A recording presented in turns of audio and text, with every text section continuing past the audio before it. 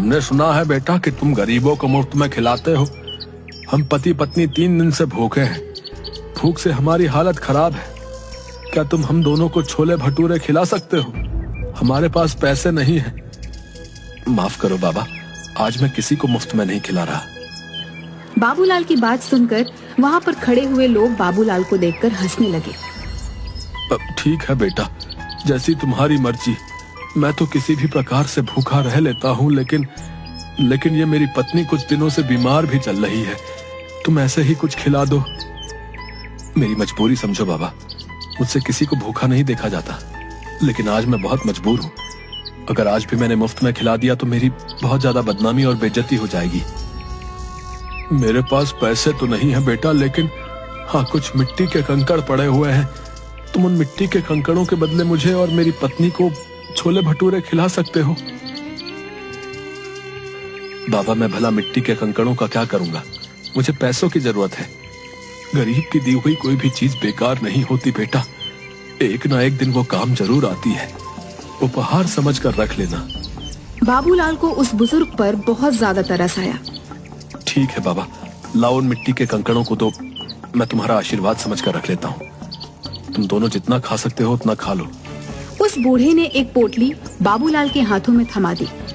बाबूलाल ने देखा उसमें मिट्टी के कंकड़ रखे हुए थे। बाबूलाल दोनों पति पत्नी के लिए गर्मा गर्म छोले भटूरे बनाने लगा।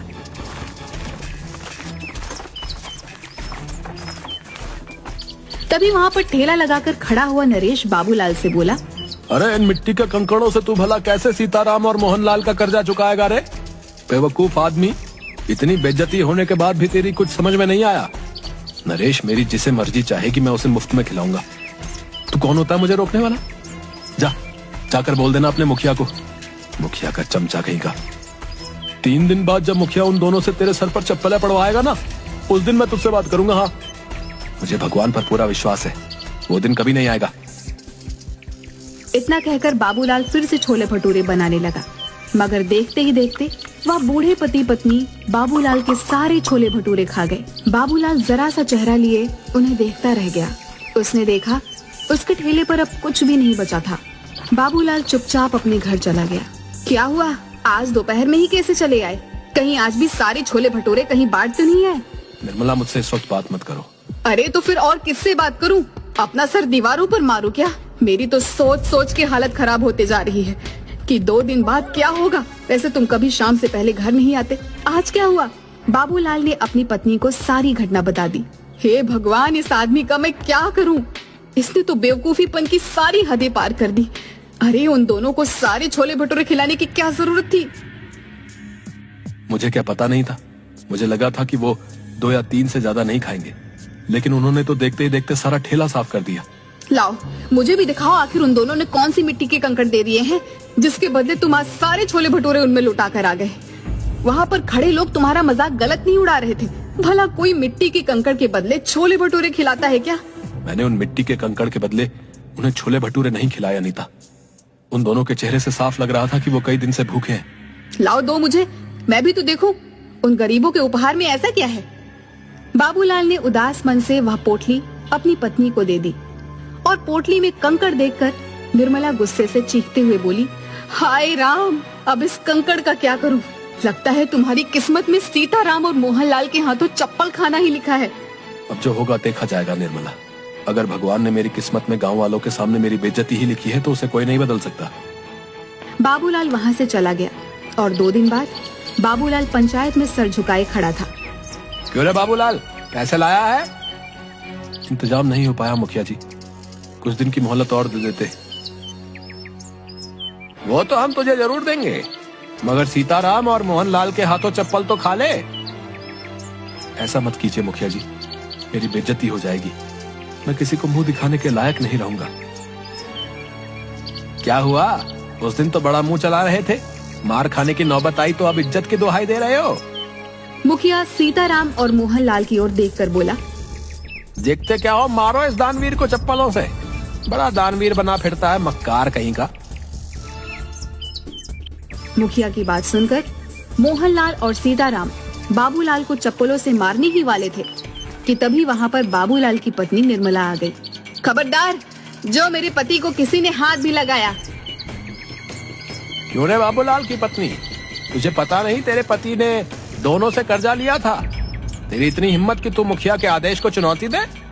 मुखिया की बात सुनकर निर्मला ने मोहनलाल और सीताराम के पैसे मुखिया के मुंह पर मार दिए। ये लो पकड़ो इन दोनों के पैसे, आइंदा मेरे पति के ऊपर आंख उठाकर भी नहीं देखना। तू ये पैसे कहाँ से लेकर आई? तुम्हें इससे मतलब? तुम्हें इनके सारे पैसे चाहिए थे ना, और इनके पैसे मैंने तुम्हारे मुंह पर मार दिए। बाबूलाल निर्मला के पास पैसे देखकर हैरान रह गया। बाबूलाल ने आहिस्ता से निर्मला से पूछा, निर्मला तुम ये पैसे कहाँ से लेकर आई? घर चलो मैं तुम्हें सब बताती हूँ।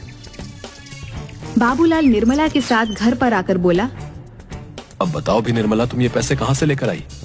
आज जब तुम्हें मोहनलाल और सीताराम पकड़कर ले गए थे तो मैं फूट फूट कर रो रही थी। रोते हुए मुझे अचानक गुस्सा आ गया और मैंने गुस्से में वो पोटली बाहर फेंकने के लिए निकाली जिसमें कंकड़ थे।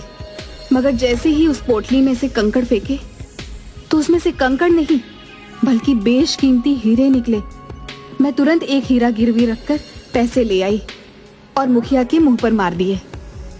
निर्मला की बात सुनकर बाबूलाल हैरान होकर बोला, लेकिन उसमें तो कंकड़ पत्थर थे। मैं भी हैरान रह गई थी।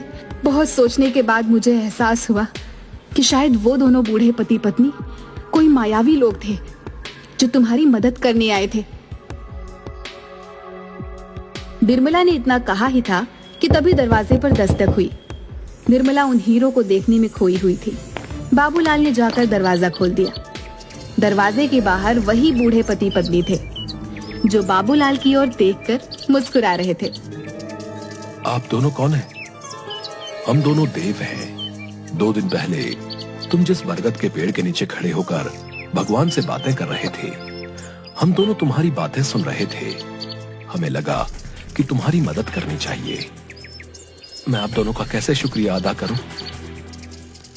अगर तुम्हें हमारा शुक्रिया अदा करना है तो एक बात ध्यान रखना, इन हीरो को बेचने के बाद तुम बहुत ज्यादा अमीर हो जाओगे। लेकिन कभी भी गरीबों को खाना खिलाना मत भूलना। चाहे कितनी भी अड़चने आए, चाहे कितनी भी परेशानियां आए, याद रखना भगवान उस व्यक्ति को बहुत ज्यादा पसंद करता है जिसके दिल में दूसरों के लिए दर्द होता है। इतना कहकर वो दोनों बूढ़े पति पत्नी वहां से गायब हो गए। उस दिन के बाद बाबूलाल देखते ही देखते बेहद अमीर हो गया। लेकिन वो आज भी गरीबों को मुफ्त में छोले भटूरे खिलाता है।